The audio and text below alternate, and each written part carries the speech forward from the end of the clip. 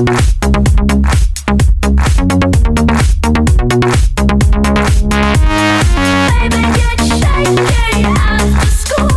I want to show you how to make your voice powerful in Premiere Pro. Remember to use a good microphone and also record yourself without noise in the background. Here is a comparison of the effect both turned on and off. 50 megabits per second for maximum 1080p quality.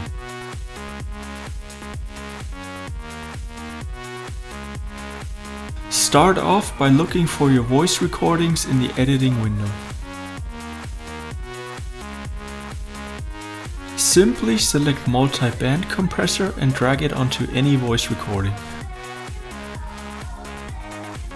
Now click on Edit, make sure that Broadcast is selected correctly.